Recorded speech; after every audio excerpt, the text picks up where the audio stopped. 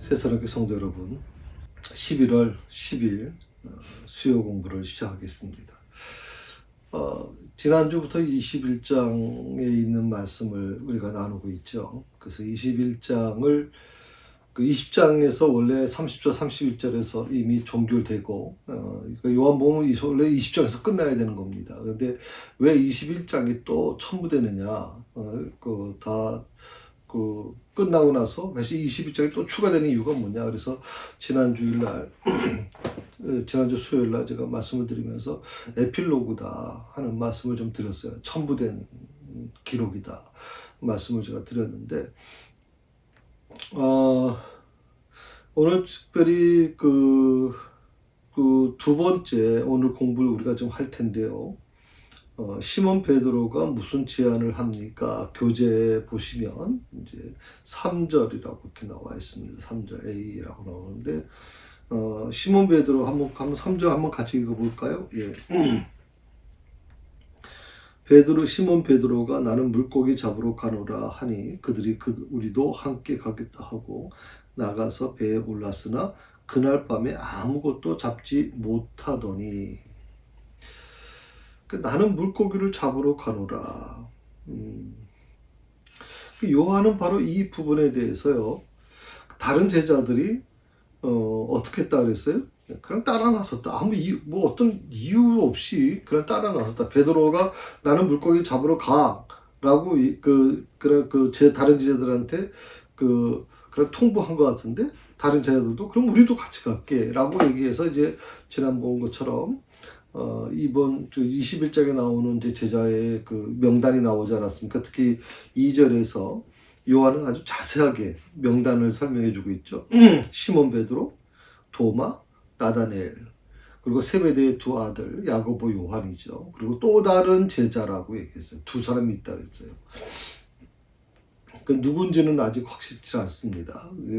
이렇게 해서 7명이 이제 배를 타고 물고기를 잡으러 갑니다.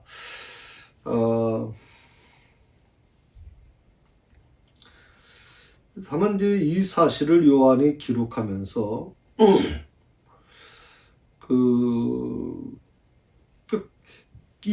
요한이 바로 이 부분을 기록한 그 의도에 대해서 굉장히 논란이 되고 있어요. 왜냐하면 어떤 의도가 없어요. 그 배를 타고 가는데 그들이 왜 배를 타고 예수님이 이제 곧 갈릴리에 오시겠다고 해서 갈릴리에서 만나자 그렇게 얘기했는데 왜 배를 타고 물고기를 잡으러 갔느냐, 그런 어떤 그 이유나 정황 거에 대해서 전혀 덧붙이질 않아요. 또 6명의 다른 제자들이 어떤 계획을 세워가지고 물고기 잡는 게 아니라 베드로가 툭 던지잖아요. 나는 물고기 잡으러 가. 그러니까 갑자기 그 얘기 듣더니 우리도 같이 갈게 라고 하는 이 부분으로서 너무 순간적으로 이루어지고 있단 말이죠. 그래서 이런 부분에 대해서 좀 논란이 많이 학자들 간에 있습니다. 그 논란의 가장 중심이 뭐냐면, 왜 베드로 일행이, 이 제자들이 물고기를 잡으러 갔을까 하는 문제인데, 그 물고기 잡는 게 잡으러 간 게 문제가 되지는 않죠, 사실은. 왜냐하면 그들은 일생 동안 그렇게 업으로 살아왔던 사람들이니까. 다만 우리가 좀 아는 것처럼 그들이 갈릴리로 온 이유가 뭐냐면 바로 예수님을 만나기 위해서 오신 거죠. 예수님께서 갈릴리로 가라고 말씀하셨고 내가 거기서 너희를 만나겠다 했으니까 부활하신 예수님을 만나기 위해서 그곳에서 지금 제자들은 기다리는 입장이란 말이죠. 그런데 중요한 건 뭐냐면, 시간이 오래됐다면 모르지만 바로 갈릴리 온 지 얼마 안 돼가지고 갑자기 이런 일을 하니까, 물고기 잡으러 간다 그러니까 이 부분에 대해서 조금 의문이 생길 수밖에 없는 거예요. 그래서 학자들 중에 두 가지로 얘기를 하고 있어요. 첫 번째가 뭐냐면, 이 제자들이 베드로와 함께한 이 제자 일행이 바로 물고기를 잡으러 간 이유가 뭐냐. 첫 번째, 제자들이 갈릴리에 나타나실 주님을 기다리는 동안 무료함을 달래기 위해서 소위 삼아 고기잡이 하러 나갔다고 보는 견해예요. 무료함을 달래기 위해서. 그러니까 주님이 뭐 언제 몇 시, 요처럼 뭐 시기가 있는 것도 아니고요. 내가 몇 월 며칠 몇 시에 어느 장소에서 만나자 이렇게 하면 뭐 우리가 바로 이제 그 장소로 가서 시간에 기다리면 되는데 예수님이 그런 갈릴리에서만 기다리라고 그랬으니까 예수님이 언제 오실지 모르니까 그 무료함이 존재하고 있는 거죠. 뭐 그 혼자도 아니고 여러 제자들이 같이 모여 있으니까 그런 부분에서는 무료함을 달래기 위해서 소위 삼아 고기잡이로 하러 나갔다. 뭐 그럴 수 있다고 생각을 해요. 그럴 수 있을 거라고 생각을 하는데 이것이 뭐 다 부정할 수 있는 부분은 아니고요. 너무 좀 인간적인 생각이지만 그래서 조금 뭐 신령하지 못하다고 생각할지 모르지만 그래도 그 이유는 될 것 같아요. 소위 삼아 고기 잡으러 갔다. 중요한 건 이 두 번째입니다. 두 번째가 뭐냐면 생활비를 벌어야 되기 때문에 그 생활비가 필요해서 고기잡이에 나섰다고 하는 견해거든요.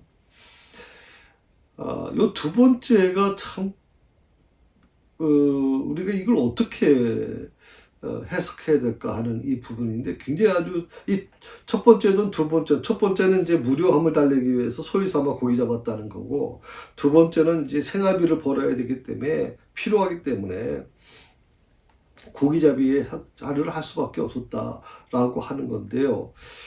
근데 이 부분에 대해서 그들이 무슨 뭐 사도로서의 사명을 포기한 것이냐? 그건 아니다는 거죠. 왜냐면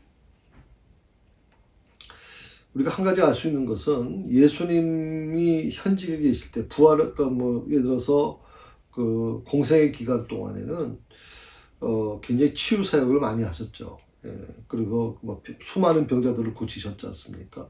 그러다 보니까 예수님을 따라다녔던 사람들, 또 치유받았던 사람들이 예수님에게 이제 헌신하는 경우가 많았어요. 그래서 그 예수님이 재임 기간 동안에는 예수님 또그 돈께에 돈이 떨어지지 않았을 거라고 생각을 하고요. 또 정말 여인들이 최선을 다해서 섬겼거든요. 여인들의 공개, 누가복음 8장 22절에서 3절인데 그게 이제 예수님의 부활 사건 이후에 중단되어 버렸단 말이죠. 예수님이 그 십자가에 돌아가시고 나서 이 부분이 이제 중단된 거죠.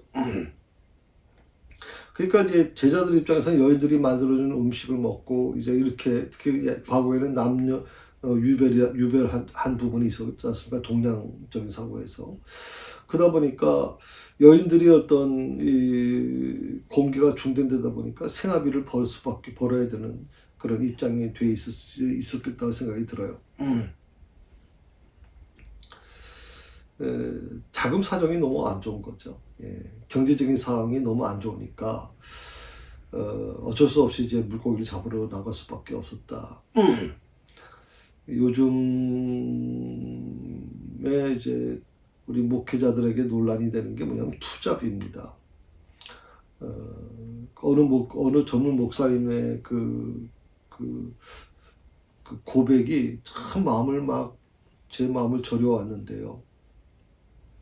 신학교에 들어갈 때는 정말 뭐 주를 위해서 죽으면 죽으리라 생각하고 들어가는 거죠. 그리고 이제 교회를 어떻든 간에 뭐 부목사님으로 있던 그 교회에서 약간 지원을 해주셔서 상가교회를 얻어서 개척을 했습니다. 근데 만만치 않은 거죠. 개척하면 금방 교회가 성장하고 내 건물에 교회를 세울 수 있을 거라고 생각을 했는데 뭐 정말 교회가 성장이 안 되는 겁니다. 교인들이 왔다가도 상가교회라는 것 때문에 또 돌아가기도 하고 그러다 보니까 늘 힘들게 이제 왔습니다. 그런데 이제 평소 때도 힘든데 코로나를 맞은 거예요. 코로나 팬데믹 상황을 맞으면서 정말 상가교회들은 뭐 기가 막힌 거죠. 교인들 뭐 간단한 예배도 드릴 수 없고 영상으로 송출해야 된다는 얘기 때문에 정말 뭐 두 가지 종류의 목회자들의 어떤 모습이 나타났거든요. 그러니까 뭐 다 무시하는 거죠. 방역 중대본의 그 지침이라는 거 다 무시하고 우리는 예배를 간다. 예배 현장 예배를 그게 하나님의 뜻이다. 라 가지고 그렇게 몰고 가는 목사님도 계시고 또 상가교회는 뭐 어차피 우리는 교인 수가 얼마 안 되기 때문에 뭐 그런 거 상관없이 우리 그 현장 예배를 드린다 하는 분들도 있습니다만은 이 목사님은 참 고민을 한 것 같아요. 정말 목회자로서 법을 어기지 않으려고 하고 그래서 이제 현장 예배를 포기하고 영상 예배로 가정 예배로 이제 드렸는데 당장 뭐 임대료를 내야 되고요, 관리비를 내야 되는데 너무 기가 막힌 거죠. 너무 힘들고 그러다 보니까 어쩔 수 없이 사모님이 원래 좀 일을 하셨는데 사모님이 일을 하시는 것 가지고도 이제 자신들도 자기 가족들도 자녀들도 먹고 살아야 되겠지만 교회 관리비도 밀리지 그러니까 혼자서는 안 되는 겁니다. 그러다 보니까 목사님이 직업 하나를 더 얻게 됩니다. 그게 뭐냐면 대리운전이라는 거죠. 밤에만 가서 밤에 이제 대리운전하고 그 번 돈을 가지고 교회 관리비를 쓰고 이제 이렇게 하는 건데 그러면서 막 그 영상에서요 울어요. 내가 원래 목회하려고 했던 이런 목회가 아닌데 정말 현장으로 내몰리는 대리운전하면서 막 저는 뭐 대리운전을 안 해봐서 잘 모르겠습니다만 대리운전 하신 분들 보면 술 취하신 분들이 막 폭언을 하고 막 여러 가지 그런 부분이 있어요. 그래서 너무나도 힘들고 또 이 코로나 팬데믹 상황에서 또 대리운전 일도 좀 줄어들면서 또 뭐 그 배달 일도 또 하시고 참 먹고 살기 위해서 좀 열심히 해요. 그러면서 이 목사님이 고백하는 게 뭐냐면 내가 무엇 때문에 목회자가 됐고 왜 내가 무엇 때문에 신학교를 갔고 내가 왜 이 교회를 개척했는가에 대해서 정말 처절한 후회를 하는 경우도 봤어요. 정말 눈물을 흘리면서 그러면서도 그런 마지막 얘기를 하시더라고요. 그래도 하나님께서 내게 맡겨준 사명이기 때문에 이 교회만큼은 지켜내고 싶다라고 하는 부분을 목사님 혼자 외롭게 그 아픔을 경험하시는 거 보고 저도 참 마음이 아팠거든요. 마음이 많이 아팠죠. 사실 어떻게 보면 뭐 저희들도 마찬가지겠죠. 예수님 돌아가시고 나서 또 부활하셨지만 예수님께서 멀리 떨어져 있지 않습니까? 그러니 뭐 제 아들만 보고서 뭐 재정 후원해 줄 수 있는 사람이 거의 없다시피 하는 거죠. 예수님 보고 한 거지 뭐 제 아들 보고 한 게 아니니까. 그러다 보니까 이 제 아들이 먹고 사는 문제, 경제적인 문제가 굉장히 어려웠을 것이다 하는 것이죠. 뭐 과거 예수님께서 살아계실 때는 자신들이 쓸 것은 뭐 넘쳐나고 가난한 이웃들을 돕는 구제 사업을 할 정도로 정말 풍족할 정도였거든요. 근데 지금은 사정이 너무 어렵다는 거예요. 그러니까 이 두 가지가 보통 뭐 정확한 제가 지금 말씀드리는 것은 정확한 것이다, 이것이다라고 말씀드릴 수는 없는 게 이 두 가지가 베드로와 그 여섯 제자들이 같이 물고기를 잡으러 간 이유가 한 이 두 가지 정도가 될 것이다라고 하는 학자들의 견해입니다. 그러니까 그 정도만 여러분 알고 계시면 좋겠고요. 자, 함께 누가 따라갔습니까 하는 게 나와요. 그래서 보면 이제 뭐 조금 전에 말씀드린 것처럼 디두모라는 도마, 나다니엘, 야고보, 요한, 또 다른 제자 두 사람. 오늘 여기서 다른 건 모르겠습니다. 다른 건 모르겠는데 이 도마의 참여, 나다니엘의 참여가 좀 특이합니다. 도마의 참여는요, 지난 2주 전부터 제가 계속 도마에 대한 문제만 가지고 지금 제가 한 2, 3줄 공부했는데, 도마라는 사람, 제자가 갖고 있는 좀 특별한 흐름이 있어요. 그래서 도마가 여기에 참여했다는 것에 대해서 좀 특별한 의미가 있지 않느냐라고 생각을 하는 거죠. 단순히 제자들이 물고기를 잡으러 갔는데 도마가 참여했을까 하는 겁니다. 왜? 도마는 굉장히 기성이 강한 사람이에요. 자기 주관이 굉장히 강한 사람이에요. 특별히 뭐 여러분 아시는 것처럼 다른 제자들이 다 예수님을, 부활하신 예수님을 보았다고 해도 이 도마는 아주 분명한 거죠. 내가 직접 보아야 된다, 직접 만져봐야 된다라고 할 정도로. 그래서 그런 도마를 위해서 예수님이 또 한 번, 두 번째 찾아오셨던 걸 아시잖아요. 그러니 이 도마가 그런 성격을 갖고 있는 아주 대단한 성격을 갖고 있는 사람이죠. 그런 도마가 이 물고기 잡는 데 참여했다? 그게 되게 무슨 의미일까? 하는 이제 의문이 생기는 겁니다. 그래서 우리는 조금 이후에 좀 더 이 문제를 좀 집중적으로 제가 다룰 겁니다. 왜 제자들이 물고기를 잡으러 나갈 수밖에 없었으며, 그 물고기 잡으러 가는데 왜 도마가 참여했을까? 나다니엘이 왜 참여했을까? 그렇다면 그 물고기 잡으러 가는 밤새도록 물고기 잡은 그 과정에 대한 부분은 우리가 어떻게 해석해야 될까라고 하는 이 부분입니다. 밤새도록 고기를 얼마나 잡았습니까? 라고 하는 질문이 거기 있죠. 예. 지금 제가 교재 2번째를 공부하고 있어요. 예. 시몬 베드로가 무슨 제안을 합니까? 에 따라서 함께 누가 따라갔습니까? 라고 하는 질문이 있고요. 그 다음에 밤새도록 고기를 얼마나 잡았습니까? 하는 질문이에요. 근데 거기에 결론이 뭡니까? 얼마나 잡았습니까? 그날 밤에 아무것도 잡지 못했다. 아니, 다른 것도 모르고 3년 동안 아무리 그물을 놨다 그래도 일평생 어릴 때부터 어부로 살아왔던 사람, 물의 흐름을 정확히 알고 있는 사람들 아닙니까? 어느 때가 물고기 잘 잡힌다는 거 뻔히 잘 알고 있는 사람들이거든요. 그런데 어떻게 그날 밤에 아무것도 잡지 못했다. 그래서 밤이라고 얘기를 했거든요. 낮이라면 좀 이해가 돼요. 그런데 밤이라고 하는 것은 물고기 잡기에 가장 좋은 시간입니다. 왜냐하면 이 갈릴리 호수가 얼마나 물이 맑고 좋은지, 그 갈릴리 호수의 물을 가지고 지금 이스라엘, 시리아, 주변에 있는 나라들이 다 요르단도 그렇고 다 먹고 산단 말이죠. 그러니까 갈릴리 호수가 굉장히 맑아요. 왜냐하면 갈릴리 호수로 유입되고 있는 이 물이 쫙 뭐라고 표현합니까?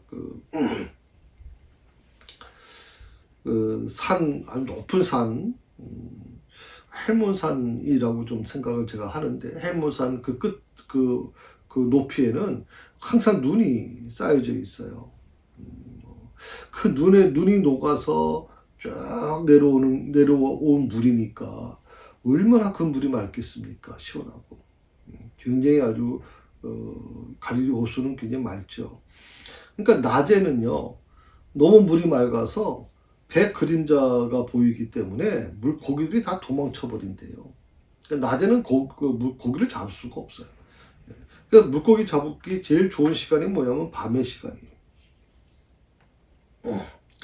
그런데 이 고기를 한 마리도 잡지 못한 이 제자들의 실패를 우리가 어떻게 봐야 될 것인가? 아무리 그렇다 그래도요, 밤이제 물고기 잡기에 가장 좋은 시간. 특히 갈릴리 호수는 요즘도 마찬가지입니다만 아주 굉장히 물고기가 많아요. 그리고 굉장히 지금은 모든 배들이 전부 다 모터를 달고 다니지만 그때 당시에는 전부 다 노를 조고 다니는 상태니까 지금처럼 그렇게 막 물고기를 남획하거나 그런 게 아닐 거란 말이죠. 그러면 밤에 나가서 물고기를 그물을 던졌는데 어떻게 한 마리도 잡을 수 없었느냐? 이걸 우리가 어떻게 이해해야 될까요? 여러분, 그걸 어떻게 이해하시겠습니까? 쉽게 좀 다른 표현을 한번 말씀을 드릴까요? 내가 지금 영업적인 부분 능력도 갖고 있고 또 무슨 사업의 능력을 갖고 있어요. 근데 나는 충분히 이 환경 속에서 이런 분위기라면 얼마든지 나는 물건을 팔 수 있고 또 그 분야에서는 자신이 있어요. 그런데 놀랍게도 단 한 개도 팔릴 수 없었어요. 한 개도 팔리질 않아요. 자, 이럴 때 우리는 어떻게 그걸 이해해야 되냐 이 말이죠. 오늘 이 한 마리도 잡지 못한 이 제자들의 실패를 저는 이 부분을 이렇게 해석하고 싶어요. 그것은 그들의 노력이 부족해서가 아니다. 그들의 능력이 부족해서가 아니라 주님의 섭리 때문이다. 주님의 섭리. 이렇게 말씀을 드리면 여러분들 중에서는 목사님도 그렇게 연결시켜버리면 너무 비약하는 거 아닙니까? 라고 하실 분이 계실 것 같아요. 근데 한 가지 분명한 것은 아니 제대로 된 물고기를 잡지 못했다는 것도 못할 수는 물론 있겠죠. 그런데 그래서 잔챙이라도 좀 잡아야지. 어떻게 한 마리도 잡지 못할 수 있겠어요? 왜 어떻게 빈 그물을 밤새도록 그물을 내는데 빈 그물밖에 없었다 하는 게 여러분 이해가 되세요? 그들이 전혀 이 고기 잡는 그 기술이나 능력을 전혀 모르는 초보자였단 모르지만 일생 갈릴리 호수에서 잔뜩 굵은 자, 그 어부들이 그렇게 한다는 건 말이 안 되는 거죠. 그걸 한마디로 우리가 표현할 수 있는 것은 딱 한 가지입니다. 아, 주님의 섭리다. 주님의 섭리. 그러니까 주님은 오랫동안 익숙했던 그 기술과 경험을 총동원하여도 고기잡이에 실패한 것 같이 제자들이 주님 말씀에 순종해서 그물을 던질 때 많은 물고기를 잡을 수 있다라고 하는 것을 알려주고 싶은 거예요. 너희가 오랫동안 익숙해졌던 그 기술과 경험을 총동원해도 고기잡이에 실패하잖아. 그런데 내가 주님이 말씀을 해서 배 오른쪽에 던지라, 깊은 곳에 가서 배 오른쪽에 그물을 던지라. 이것은 도저히 인간의 상식에 어긋나는 것이고 이것은 정말 물고기 잡는 그 기술하고는 전혀 상관없는 것인데 또 예수님은 전혀 물고기 잡는 거하고는 관계가 없으신 분이잖아요. 예수님의 직업이 뭐예요? 어부잖아요. 아니, 목수잖아요. 그런데 그런 목수로 살아왔던 예수님께서 하시는 말씀이 밤새도록 물고기 잡지 못했던 이들에게 오히려 배 오른편에 깊은 곳에 가서 물고기를 던지라, 그 그물을 던지라 그러니 이걸 제자들이 이것을 경험했을 때 어떻게 하느냐, 어떻게 할 수 있느냐.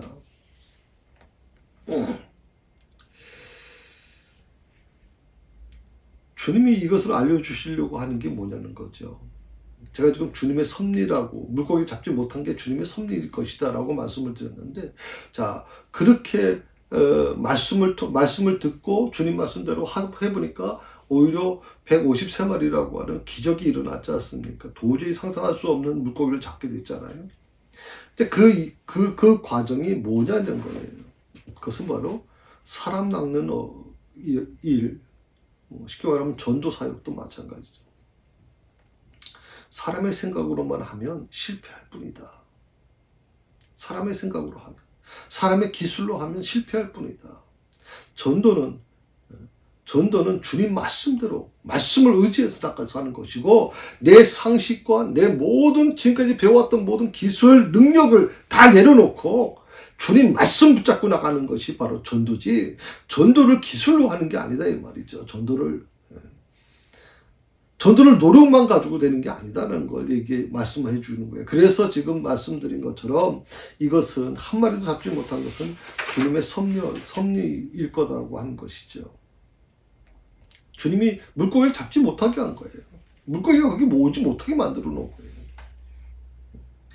그 제자들이 밤새도록 고생했지만 그 고생의 수고가 아무것도 결과가 없던 거죠.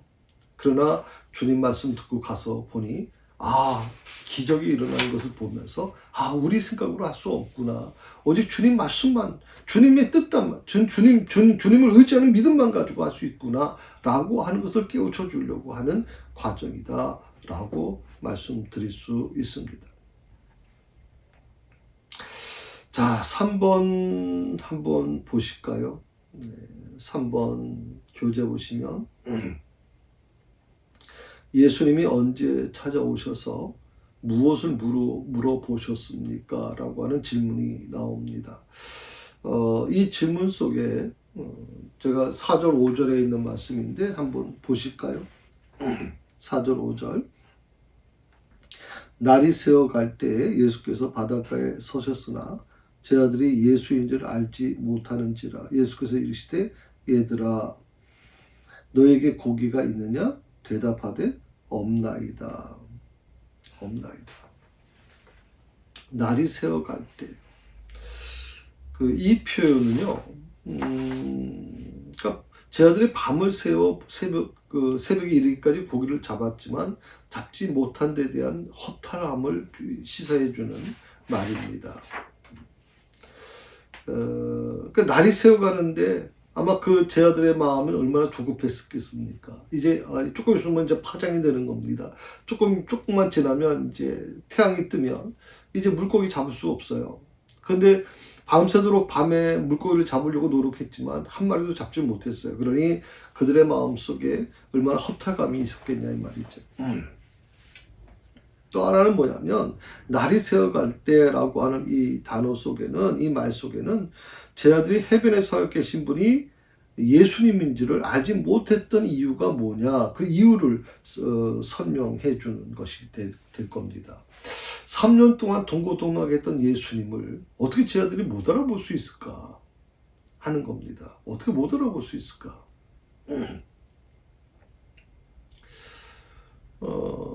그런 부분에서 의문이 좀 제기되는데, 그건 날이 새어갈 때라고 하는 거니까 아직 이제 밝지 않은 것이죠. 아직 태양이 떠오르기 전이니까 아직은 날이 새어가려고 하는 그 전 단계, 아주 굉장히 음산한 그런 분위기가 있죠. 저도 군대에서 이제 새벽에 뭐 4시에서 6시에 이제 2시간 근무를 많이 했습니다.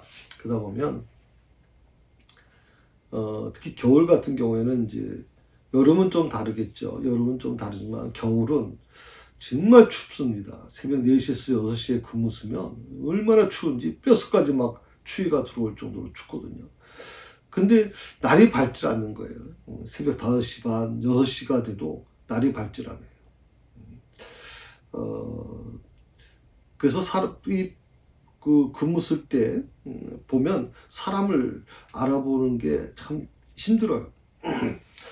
아마 그때도 마찬가지였을 것 같아요. 제자들이 해변에 서 계신 분이 누군지, 그분이 예수님인지를 잘 알아보지 못했던 이유가 바로 날이 새어갈 때라고 하는 요 말에 이유 포함되어 있다고 생각을 합니다. 어둠이 완전히 가시지 않은 이른 새벽. 지금 요즘으로 생각하시면 될 것 같아요. 요즘에 6시쯤 돼도 새벽기도 제가 나와서 보면 6시도 어둡죠. 자, 그 다음에 또 어떤 구절이 있습니까? 한번 보실까요?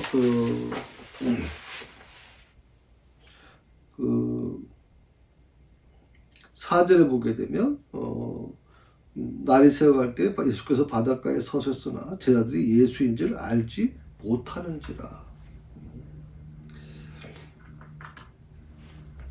그 배와 해변 간의 거리가 좀 있었을 거라고 생각이 들어요. 물론 물고기가 깊은 곳에 없기 때문에 좀 해안가에 가까운 곳에 들어가서 이제 물고기 잡겠지만, 그래도 배와 해안 간의 해변 간의 그 거리가 있죠. 그리고 새벽 같은 경우에는 좀 우리가 하는 것처럼 요즘에도 새벽에 좀 새벽기도 나오려고 하면 안개가 막 굉장히 많이 낍니다. 그래서 고층 아파트 같은 경우에는 10층 이상 같은 경우는 안개로 막 가려져 있고 그러죠. 특히 요즘 같은 경우 운전 정말 조심하셔야 됩니다. 오늘 아침에 출근하시는 분들 정말 운전 조심하셔야 되죠. 왜냐하면 기온차 때문에 안개가 낍니다. 그런데 그러면 근동지방은요 어떻겠습니까? 우리는 지금 한 10도, 한 2, 3도 차이 나는데도 불구하고 안개가 이렇게 많이 끼는데, 근동지방은 거의 한 30도, 35도 이상 차이 납니다. 낮의 온도와 밤의 온도 차이가. 그러니 안개가 안 낄 리가 없죠. 그러니까 안개가 끼는데 아주 짙게 끕니다. 특히 이 갈릴리 호수는 물이 있는 곳이라 보니까 굉장히 안개가 짙게 낄 수밖에 없죠. 그래서 알아보지 못했을 것이다 라고 얘기하는 것이고, 또 제 아들이 주님을 바로 알아보지 못한 이유가 있는데요. 그것은 갈릴리에 나타나시겠다고 말씀하신 그 바로 예수님이라고는 아마 미처 생각하지 못했던 거 아닌가. 그러니까 자신들이 분명 갈릴리 예수님 말씀대로 예수님 말씀을 듣고 갈릴리에서 보자, 또 마리아를 통해서 막달라 마리아를 통해서 그들에게 전해줬던 내용이 바로 그거잖아요. 내가 먼저 갈릴리 갈 테니까 갈릴리에서 보자라고 얘기했잖아요. 그런데 그 갈릴리에 나타나시겠다는 그 예수님 이라고는 미처 생각하지 못했던 것 같아요. 마가복음 16장 7절에 보게 되면요, 이런 말이 나와요. 7절입니다. 가서 그의 제자들과 베드로에게 이르기를 예수께서 너희보다 먼저 갈릴리로 가시나니 전에 너에게 말씀하신 대로 너희가 거기서 배우리라 하라 하는지라. 천사가 이렇게 말씀하셨거든요.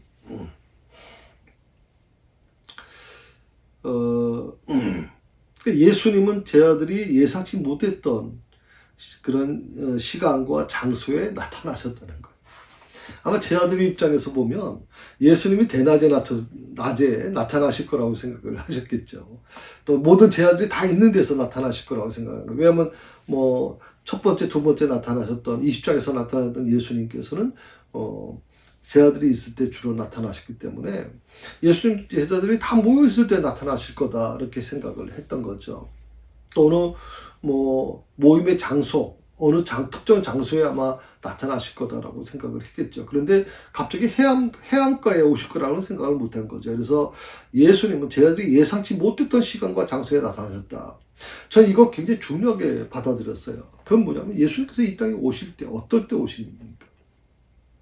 예고하고 오십니까, 여러분? 우리 성경 읽다 보면요, 성경 보시게 되면 예수님께서 이 땅에 오실 때 전혀 예상치 못한 시간에 오십니다. 전혀 예상치 못한 그 장소에 오시거든요.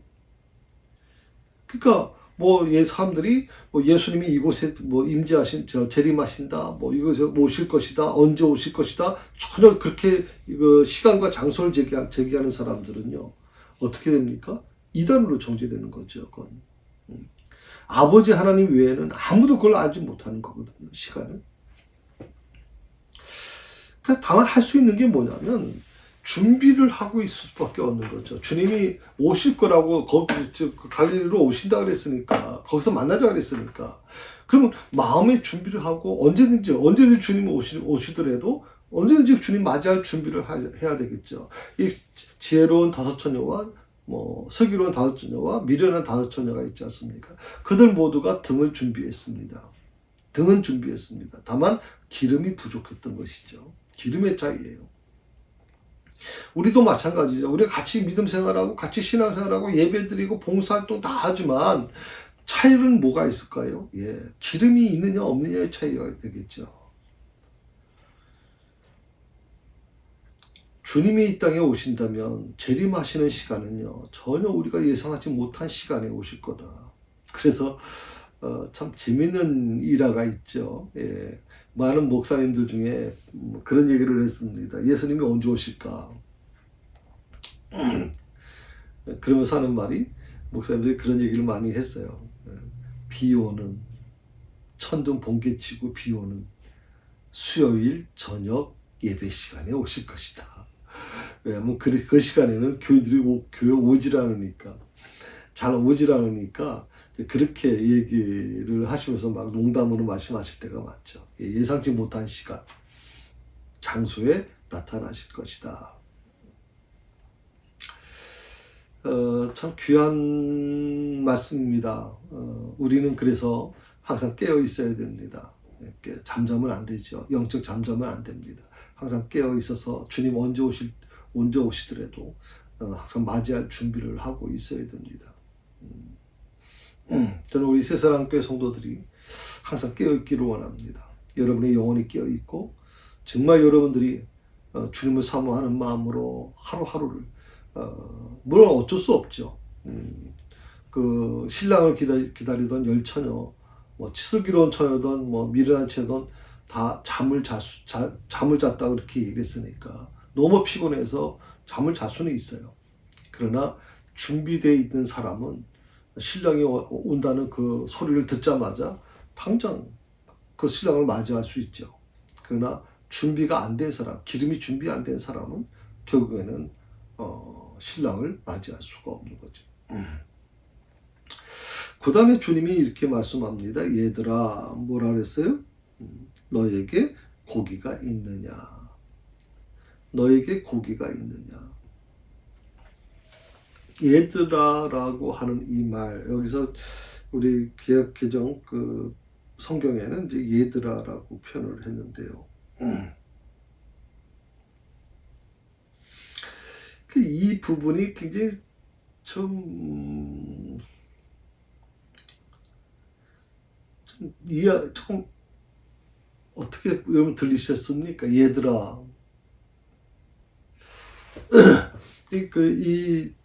이 얘들아라고 하는 이 단어의 그 헬라어 원어에는 파이디아라고 하는 말을 썼는데 이게 뭐냐면 이제 어른들에 대한 호칭이라고 이렇게 나와 있어요. 어른들에 대한 호칭. 어린 아이를 부르는 게 아니라 어른에 대한 호칭이다. 얘들아. 그러니까 이걸 조금 우리말로 바꿔보면 여보게들 아니면 뭐 현대어 성경에는 이렇게 얘기했어요. 이 사람들아. 이제 그렇게 번역을 했거든요. 그런데 사실 대다수의 그 한글 번역 성경에는 이런 어떤 의미, 다시 말하면 에드라라고 하는 것이 파이디아라고 하는 헬라어 원어의 뜻인데 어른들에 대한 호칭, 여보게, 뭐 이 사람들아라고 하는 것이 이런 의미가 반영되질 않는 거예요.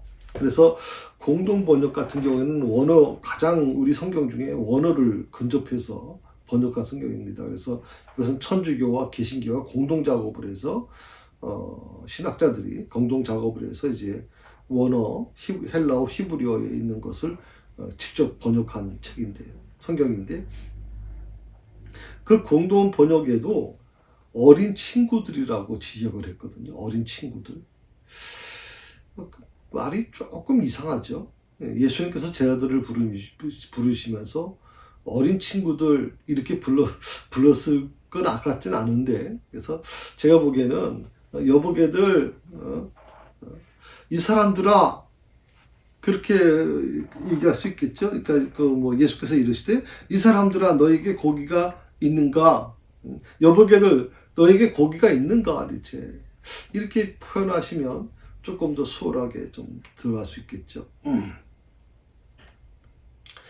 그래서 이 번역 성경이 참 중요합니다. 여러분 성경 공부하는 데 있어서 우리가 개역 개정판을 좀 갖고 있고요. 그 다음에 이제 우리 바로 이 개역 개정판 하기 전에 또 어떤 성경이 있었냐면 이제 개역 한글판이라는 것이 있었어요. 그래서 내용은 거의 비슷한데 조금 표현하는 것이 조금 다듬은 것이 바로 개역 개정판이거든요. 사실은 저는 한 성경을 바꿀 때마다 그 번역본을 뭐 개역 개정판이다 뭐 이렇게 바꿀 때마다 참 좀 걱정스러운 게 뭐냐면 개역 한글판, 이 개역 개정판 바로 전에 나왔던 성경도 굉장히 많이 만들어냈거든요. 그런 성경들을 사용하지 못하고 다 폐기 처분해야 되는, 또 성경은 폐기 처분하기도 쉽지 않아요. 왜냐하면 그 사람들은 성경은 굉장히 거룩한 책이라고 생각하는데 이걸 어떻게 쓰레기통에 넣어야 되나, 재활용으로 해야 되나 고민이 많아요. 지금 사실 어떻게 보면 이 성경에 대한 부분은. 그래서 너무 헐어가지고 너무 막 찢어지고 막 이렇게 돼서 어쩔 수 없이 뭐 이렇게 버릴 수밖에 없는 거 아니면 구태여 이렇게까지 성경을 뭐 또 번역을 해가지고 또 기존의 성경 못 쓰고 또 새로운 성경을 또 하게끔 만드는 것은 너무 소비 아닌가 하는 것을 생각을 해봅니다. 자, 고기가 있느냐라고 하는 이 질문, 헬라어 원어에 보게 되면 메티라고 하는 말을 썼는데요. 부정적인 답을 기대하는 것, 부정적인 답을 기대하는 것. 고기 있느냐라고 하는 이 물음 속에는 부정적인 것이 답을 기대하는 게 있어요. 자, 고기가 있느냐라고 하는 그 주님의 물음 속에는 그 고기가 있는 것을 확인하려고 하시는 것이 아니라 이 말 속에는 이렇게 해석할 수 있어요. 고기가 없지 않니? 그렇지? 너희 지금 고기 한 마리도 없잖아. 그러니까 예수님은 해변가에서 제 아들이 고기를 잡는 거를 보긴 보지만 그 배 안에 고기가 있는지 없는지 어떻게 예수님이 아시겠어요? 그런데 예수님께서 지금 말씀하시는 고기가 있느냐라고 하는 물음에는 몰라서 질문하시는 게 아니라는 말이에요. 몰라서 질문하는 게 아니라 아시는 거예요. 너희 그 배에 고기 한 마리도 없잖아 지금. 그렇지 하는 거예요. 왜? 내가 너희 고기 잡지 못하게 해놨잖아 지금. 너희 밤새도록 그물 던져봤지만 고기 한 마리도 못 잡았지. 왜? 나는 너희가 고기 잡지 못하게 해놨어. 그러니까 너희 배에는 고기 한 마리도 없을 거야. 그러니까 주님께서 하시는 이 표현은 어떻게 보면 고기잡이에는 누구에게도 뒤지지 않는 이 베테랑이었던 제자들을 굉장히 제자들로 하여금 굉장히 부끄러움을 느끼게 만들었을 것 같아요. 그게 예수님이라는 사실을 알지 못했으면 더 아마 이런 문제가 있지 않았겠나 하는 생각이 없나이다라고 하는 이 대답을 하기까지가 참 얼마나 부끄러웠을까 하는 생각을 해보거든요.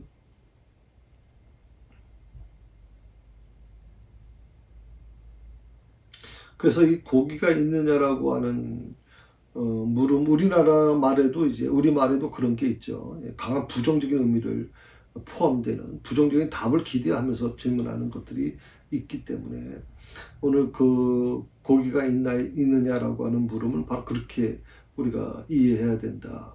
고기가 없지 않느냐? 그렇지라고 하는 뜻으로 우리가 생각해야 된다. 이 고기가 있느냐라고 하는 이 질문은 제자들이 주님을 떠나서는 아무것도 할 수 없다는 사실을 깨닫게 해주려고 하는 거예요. 깨닫게 해주려는 거. 요한복음 15장 5절인데 한번 보시면 주님이 뭐라고 이 요한복음 15장은 이제 포도나무 비유에 대한 관련된 본문이죠. 그 15장 5절에 보면 이런 말씀이 있어요. 나는 포도나무여 너희는 가지라. 그가 내 안에 내가 그 안에 거하면 사람이 열매를 많이 맺나니 나를 떠나서는 너희가 아무것도 할 수 없습니다. 나를 떠나서는 예수님 떠나서는 아무것도 할 수 없다는 사실을 깨닫게 해주려는 거예요. 이 질문이 고기가 있느냐라고 하는 이 질문이 바로 그걸 깨닫게 해주려는 거예요. 너희가 가지인데 포도나무를 떠나서는 아무것도 할 수 없어. 너희는 이미 포도나무를 떠나는 순간 죽어. 생명이 없어. 너희가 아무리 노력을 하고 너희가 최선을 다했다. 너희 각 업으로서의 기술을 다 동원해도 밤새도록 노력해도 안 되잖아. 수고해도 안 되지. 왜? 나를 떠나서는 할 수 없는 거다. 그걸 지금 예수님께서는 가르쳐주고 있다는 거예요. 자, 이제 한번 우리 스스로 한번 결론 내볼까요?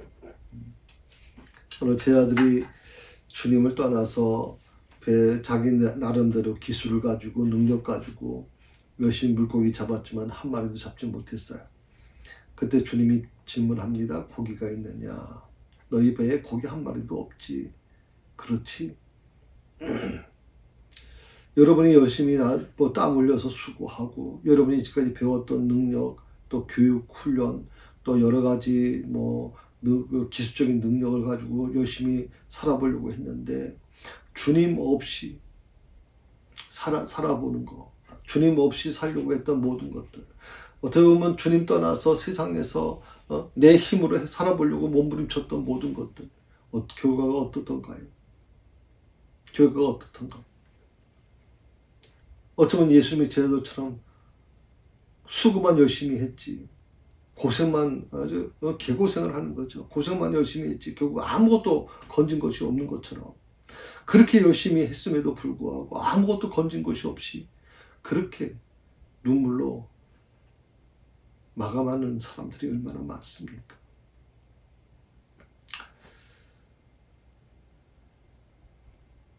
주님 떠나서는 안 돼요, 여러분.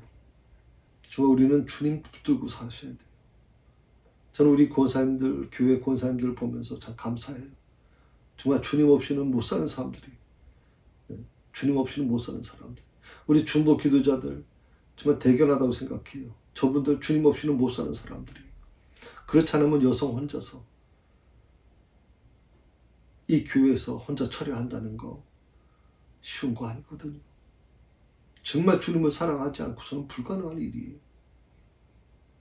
그래서 저는 그런 고백을 하는 분들이 같아요. 저는 어떤 상황에서도 주님 떠나지 않을게요. 주님 떠나서는 저는 아무것도 아니에요. 주님 떠나서는 나라는 존재는 아무것도 할 수 없는 필요 없는 존재입니다. 그러니 저는 주님께 붙어 있을 거예요. 포도나무 가지가 포도나무에 붙어 있는 것처럼. 그래서 나는 주님을 꼭 붙잡을 겁니다. 주님 의지할 겁니다. 그것을 철학기도로, 그것을 정말 부둥켜 안고 부르짖으면서 주님을 의지하고 가는 그 모습들.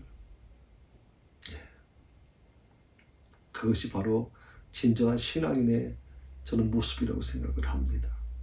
성도 여러분,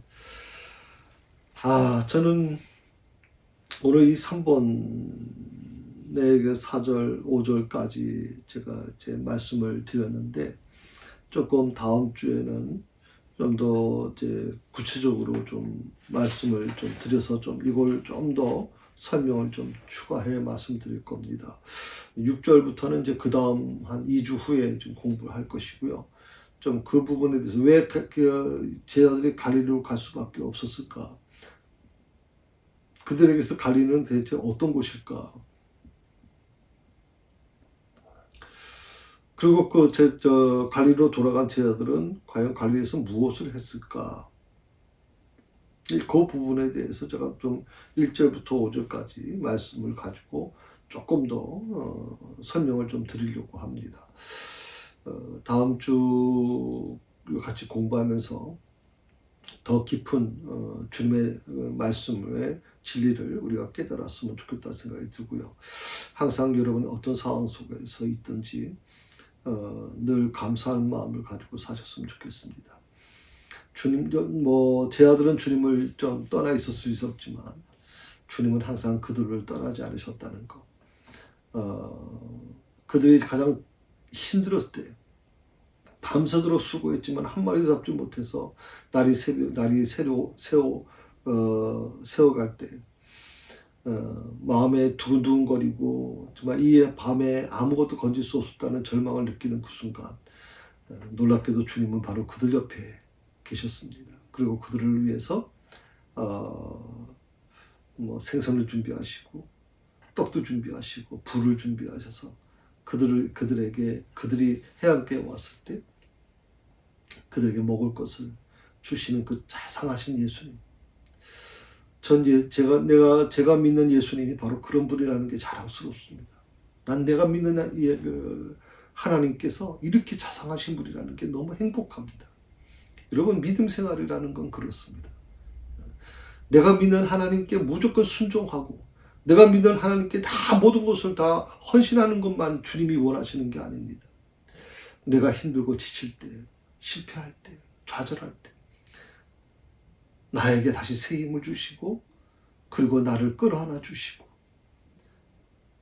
그렇게 먼저 예수님께서 준비하셔서 제자들을 오히려 먹이시는 그 과정들, 그런 분을 우리가 섬기고 있다는 게 너무 행복하지 않겠습니까?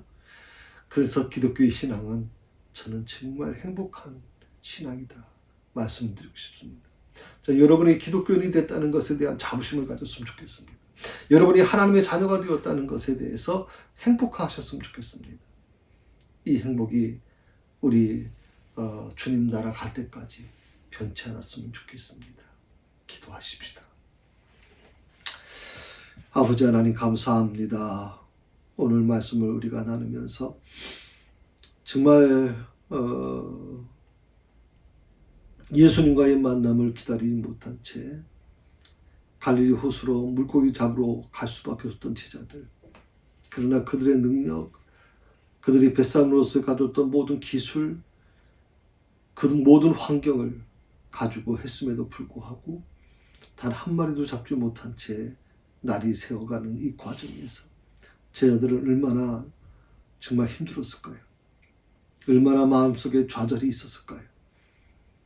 그런데 주님은 그들을 버리지 않으시고 그 좌절 속에 있는, 그 절망 속에 있는 제자들을 찾아오셨고 또 그들에게 정말 하나님 물고기와 떡을 준비하셔서 그들에게 떼어주시는 그 모습에 깊은 감동을 받습니다.